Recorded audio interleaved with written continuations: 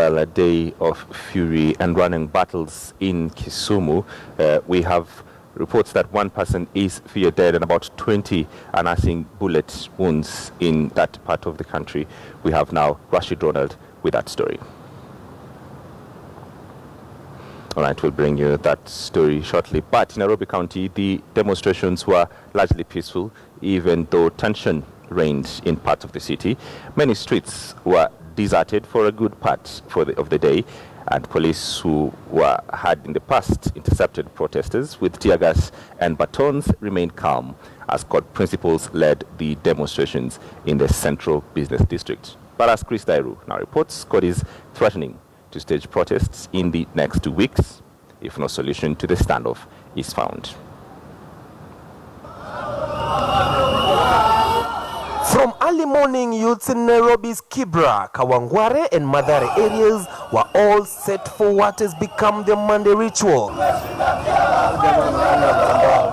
with police showing unusual restraint in spite of this exchange. They will not be allowed. No demonstration at all within the city. Hatuogopi kifo, hatuogopi kukamatwa. Then came the High Court ruling that seemed to have energized the court protesters. In it, Justice Joseph Fonguto dismissed an application by 5 Jubilee legislators who had wanted the courts stop the court demonstrations. The judge gave the opposition the green light to continue with their demonstrations, but peacefully. In Mathare, tension remained high the whole day as youths barricaded the roads, setting up bonfires. Several passengers escaped death by a whisker after some demonstrators set ablaze this 25-seater matatu plying that route. Police took time to move in and quell the demonstrations. In Kibra, police decided to take a back seat and allowed youths to march from Kibra to the CBD without confronting them. Despite some of them being armed with stones, they observed peace all the way to Uhuru Park. Well, and after marching all the way from Ayani in Kibra, they finally congregated here at Uhuru Park grounds, waiting for the next directions from their leaders. 1 hour later, the court principals Raila Odinga and Moses Wetangula arrived and joined a charged crowd that had been waiting for them to proceed with the demonstrations. And from Uhuru Park, the demonstrators used Kenyatta Avenue, then to Moi Avenue, and joined University Way before accessing Uhuru Highway and back to Uhuru Park.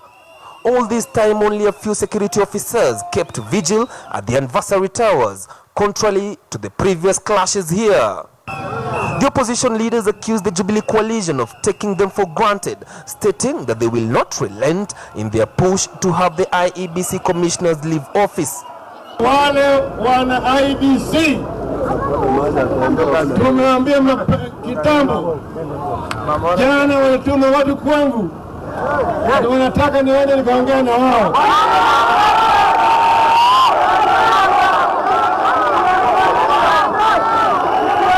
Niambia wakati na kuongea na Isaac Hassan na watu yake imepita.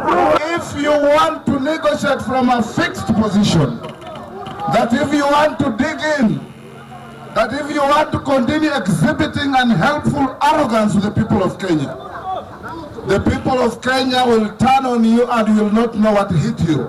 For those of us who love this country, we will protest because we do not want this country to be dragged back to 2007. The opposition maintains its claims that the current IEBC commissioners assisted the Jubilee coalition to rig the 2013 general election and hence should not be in office. Hii ni sababu tunasema tunataka register mpya. Alafu wale ambao wanafanya kazi kwa IEBC wote wafanyie ukaguzi. Ukaguzi. Wote wapigwe darubini. Ambao ameoza nyumbani. Ameoza. IEBC ambie wa Kenya, why did the electronic equipment fail 1 hour after the voting started? Come next week, the opposition says it will hold the demonstrations on Monday and Thursday before kicking off daily protest if the commissioners will still be in office. Chris Dairu, KTN News.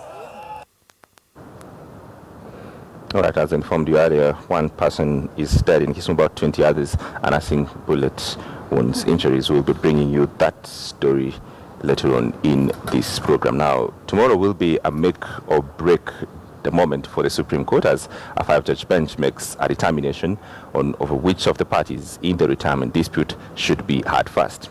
And as KTN's Murimi Mwangi now explains, the ruling will on one hand determine whether the Supreme Court will hear the retirement age dispute and whether the dispute will be resolved before or after the retirement of the Chief Justice, Dr. Willie Mutunga.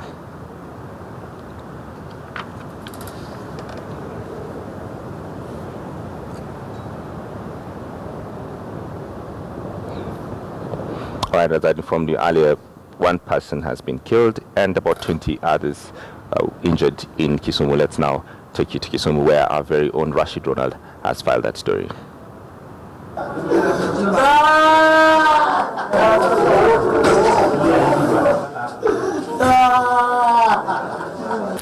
One of the victims at the Jaramogi Oginga Odinga Referral Hospital writhing in pain.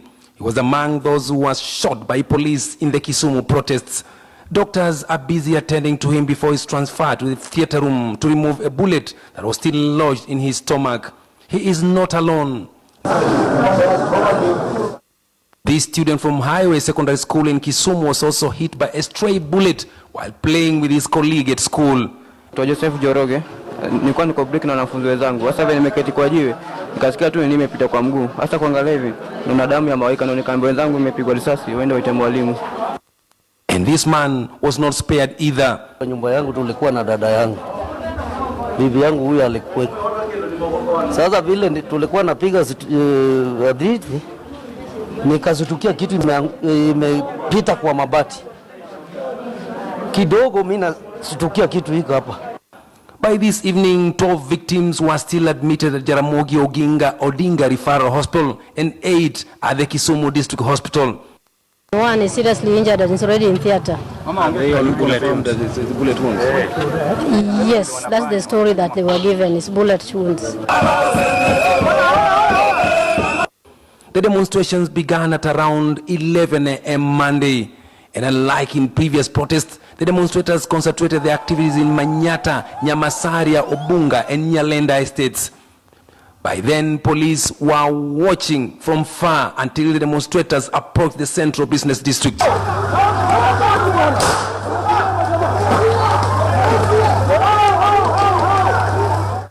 At some point, police had to use live ammunition when things went bad.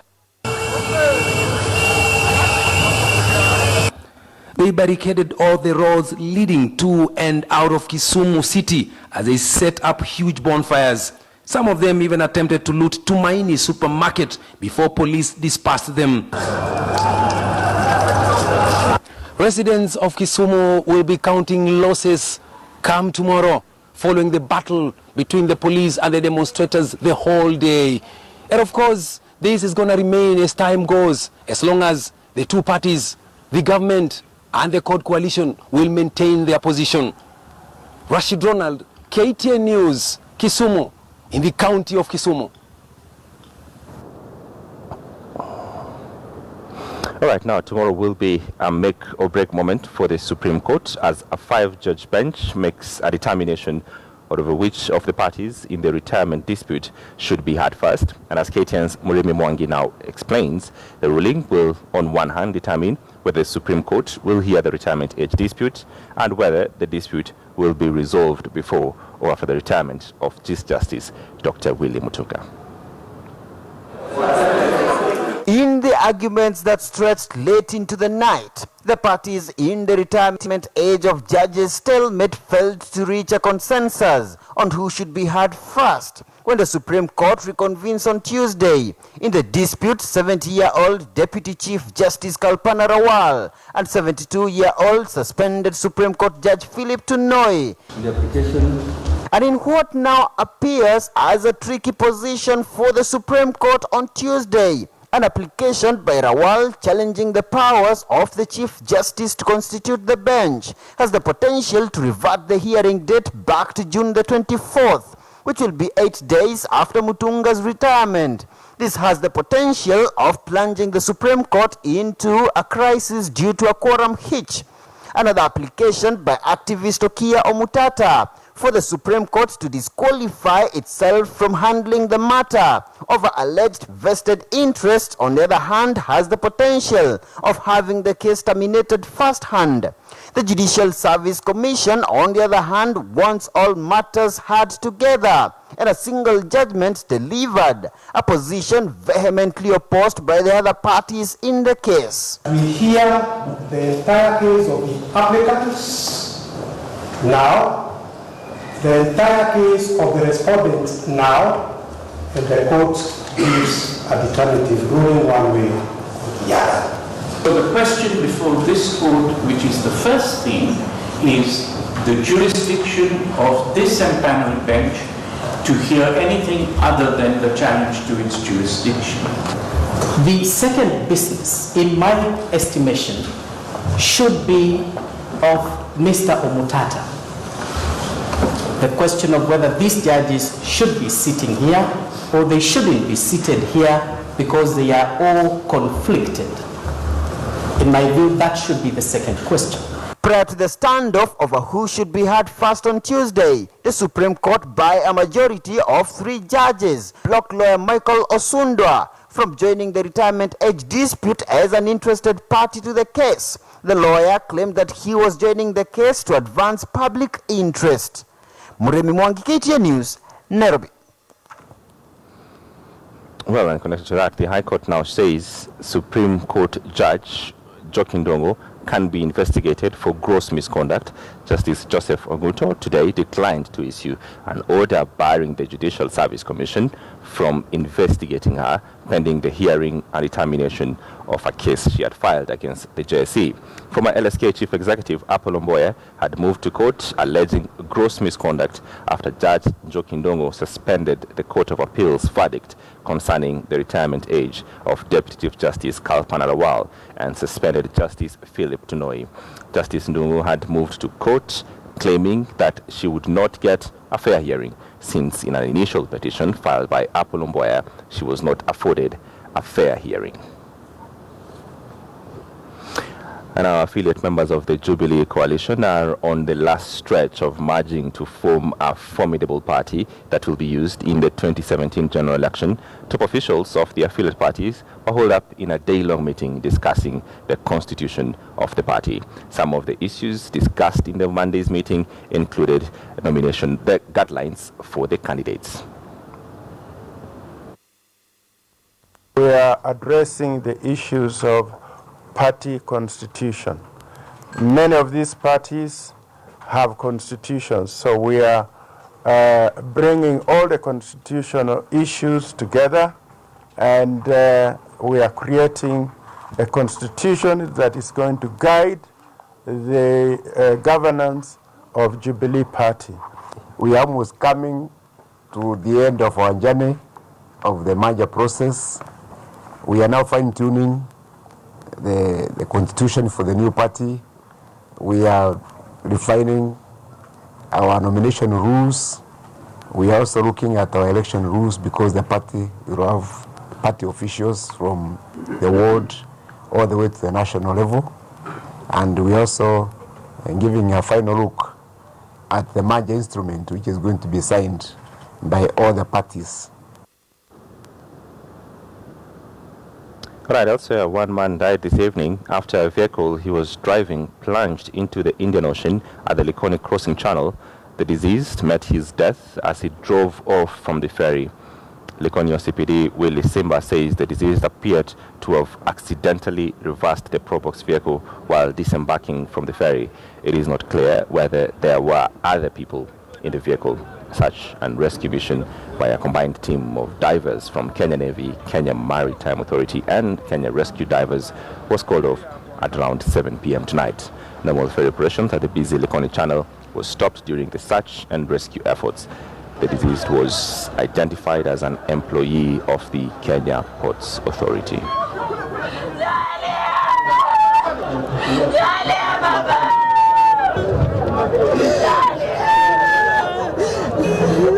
Gari ambayo imeingana na maji ni Probox nyeupe, lakini namba plate yake ndio sikuangalia kulingana wako niko na issue kutoa marehemu. Baada kutoa marehemu kana ingia ndani mara pili tena rege ndani nifunge kamba, lakini kagiza ameshaingia pia. Kama kuna time ya kuingia, lakini tunashukuru Mwenyezi Mungu tumepata marehemu, tumetoa juu na wako tutasikia ni watatu na kumbe ni mmoja. Tunashukuru, hakuna mwingine ambaye amebakia ndani ya maji. Kesho tutakuwa hapo asubuhi tufanye operation na hiyo gari pia tutaitoa.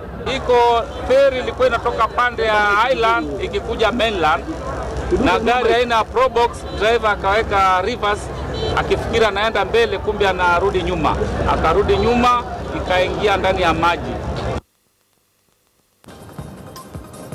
All right, taking a short break. You're watching Monday Night News. We have plenty more on the other side of the break. Don't go too far.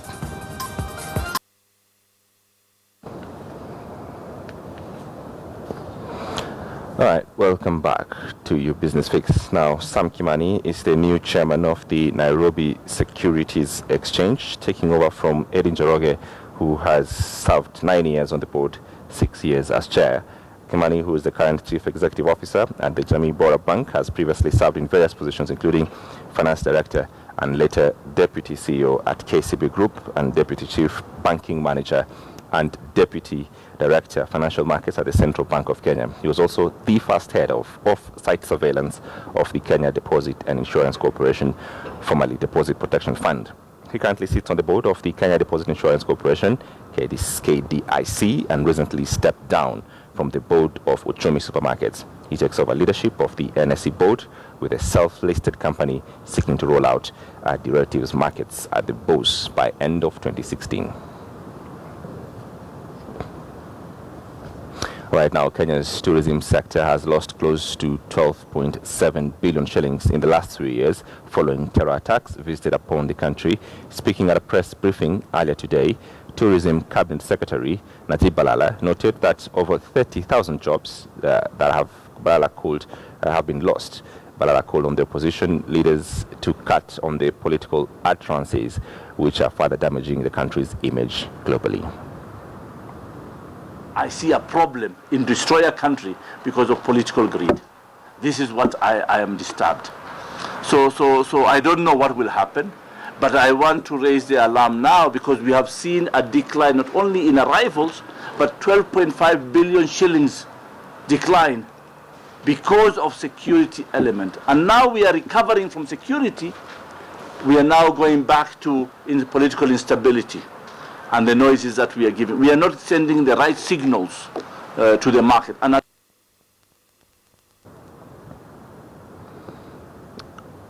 right, so Kenya's tourism industry looks set for an even gloomier outlook with the upcoming election year as political temperatures continue to heat up.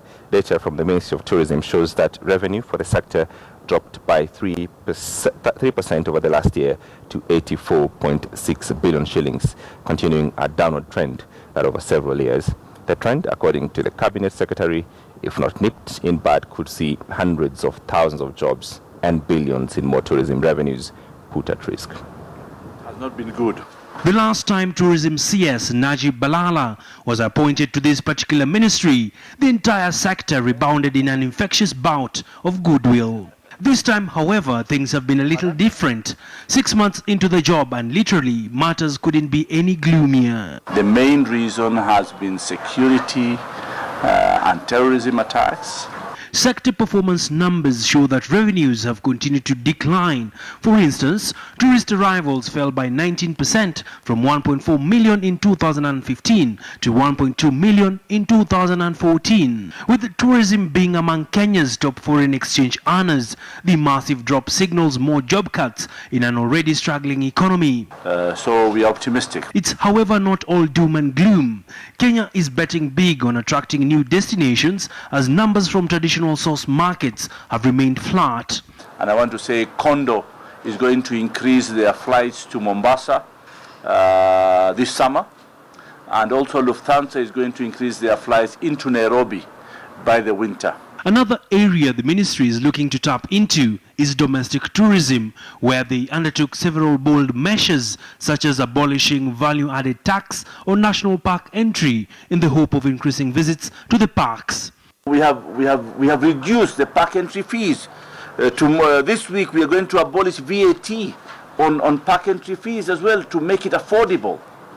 Yeah. The tourism sector in last year's budget received an allocation of 5.2 billion shillings. The industry alone contributes about 12% to the country's GDP, translating to about 80 billion shillings. If all things remain constant, Balala has projected that the sector will fully recover by 2018. Abiyagina, KTN Business. Now, the price of tomatoes in Nigeria has skyrocketed after a deadly month, nicknamed Tomato Ebola, laid waste to farms across Kaduna State. As Ashley Mazuri now reports, the situation has forced Sub-Saharan largest producer of tomatoes to declare a state of tomato emergency. Taiwo Banle walks around a market in Lagos, shopping for groceries. One of Nigeria's staple tomatoes are at the top of her list, but Taiwo is hesitant to buy some today. Nigeria is facing a severe tomato shortage, a moth whose scientific name is Tuta absoluta, in which the locals have dubbed, has invaded farmers and devastated harvests. As a result, tomato prices have jumped 700% to stand at 27,000 naira a basket, equivalent to $135, up from a previous price of 3,000 naira, which was equivalent to just $15. Buying one tomato for 100 naira, you might as well resort to eating food that does not require tomatoes, like okra, ilasepo, ogbono, which we call akpon. You know, but it's outrageously expensive, and people are busy doing tomato festival in Spain, you know, swimming in tomatoes. Well, God will get us there. They should do something about the situation on ground. The West African country has tens of millions of farmers, most of who work on subsistence basis and live on less than $2 a day. Kaduna State, the largest tomato growing region in the country, has declared a state of emergency as farmers have lost nearly 80% of their crop. Kudirat Hassan, a tomato vendor, claims business has been tough for the past year.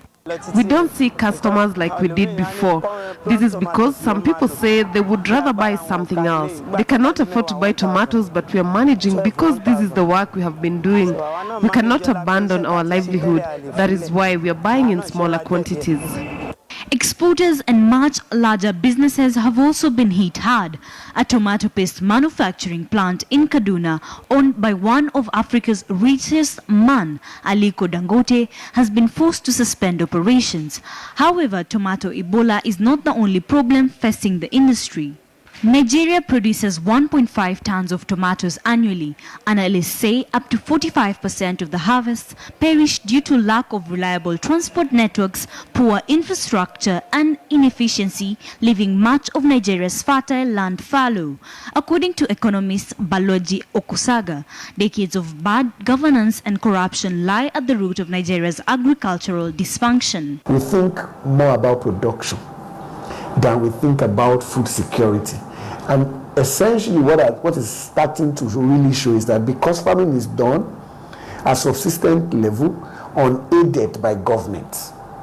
The only aid government has so far given to farmers is fertilizers and all of that. Nobody talks about extension services, nobody talks about storage and preservation, nobody talks about access to markets, nobody talks about yield per hectare.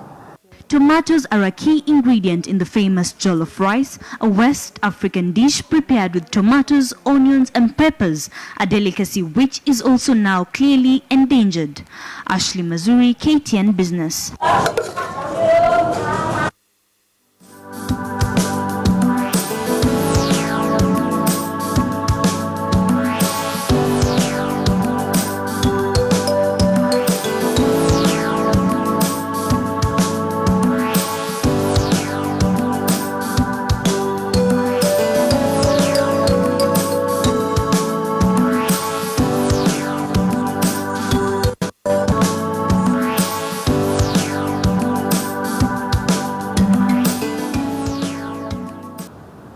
Josephine Chesang was the toss of the day as Kitale Club hosted the Standard County Golf Classic for the first time. Chesang posted 46 stable points to walk away with top honors. About 100 golfers attended the event. The Standard County Golf Classic was for the first time hosted in Kitale and was won by jovial Josephine Chesang, who challenged female golfers to take up the sport. Chesang, playing off a handicap 34, carded 18 points to settle for the big gong. The fourth edition of the Standard Golf Classic tournament was at the well-manicured par 73 Kitale Club and attracted about 100 golfers. Patrick Kai was the men's toss of the day as he fended off a stiff competition, carding 42 stable points, while Martin Kiplimon, 38 stable points, was a runners-up. Other winners of the day were Joseph Kim Kung, who plays his trade at Karen Golf and Country Club. His wife, Elizabeth Kim Kung, won the guests category. The organizers hope such championship will open up the sport, which has been branded elitist. You can tell from our pros, none of them are from elite backgrounds. Yeah, but they have struggled and managed to become the pros that rule the golf sector in this country. The course continues to attract golfers because of its unique nature. As you play, you can view Mount Elgon just in front of me, to my right. Behind me, we have Cherangani Hills. We have features called dongas. Those valleys, you saw some of them. Those are very unique to us. We are really appreciative today of Standard Group to bring the championship to Kitale. I think it's your first time, and we have appreciated as golfers and even the community here. Winners walked home with trophies with a call to make sure the tournament becomes an annual event in Kitale. We want to partner with you as a county government. We are ready. We have several aspects of CSR I know you have in your organization. Please, let's partner now that you're already in town. Let it not be the first and last time. We want to participate in the transformation of our country. We have seen its evolution, and Bwana Governor, that's why we do the things we do. We come to you when you have your investment conferences, because we want to be part of the story of transformation. After the par 73 Kitale Club, the Standard County Golf Classic heads to Kisumu. Hassan Juma, KTN News. Sharp FC proved to be sharp shooters after they beat Camp Noor 3-0 to win the Mombasa Ramadan 5-a-side challenge football tournament at the artificial arena futsal ground in Nyali. En route to the final, Sharp stopped MCD 2-1, while Camp Noor struggled to overcome Team 63 3-2 in the other semi-final. The tournament attracted 12 teams from Mombasa and Nairobi, and the sponsors, through its director, said they would continue sponsoring a 5-a-side league after the end of Ramadan. As you can see, the facility we are using here is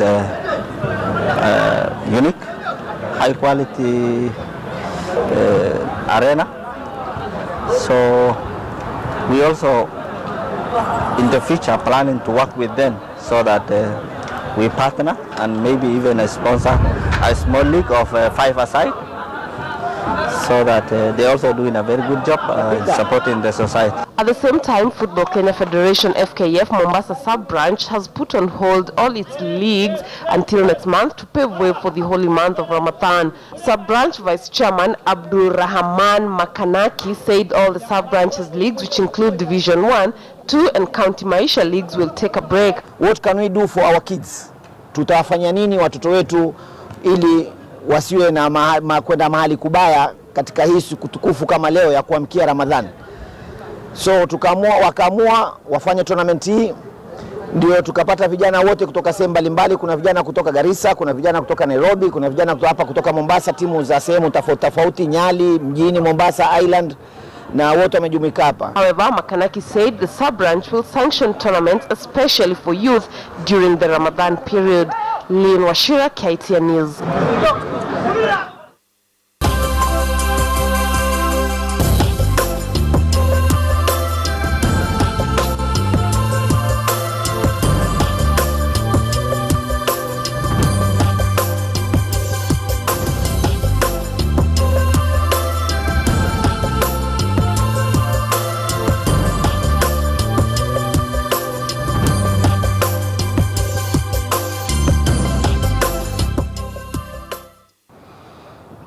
right, now let's finish off from the neighboring country. And Ugandan President Yoweri Museveni has appointed his cabinet comprising of 81 members. Museveni's wife and First Lady of the Republic is the new Education and Sports Minister. In the last few weeks, his son Muhoozi was promoted to Major General rank in the military. That's the latest coming on from Uganda. Thank you very much for your company. We really appreciate your time and your tweets. Really appreciate on By That News. My name is James Smart. Do have a lovely night.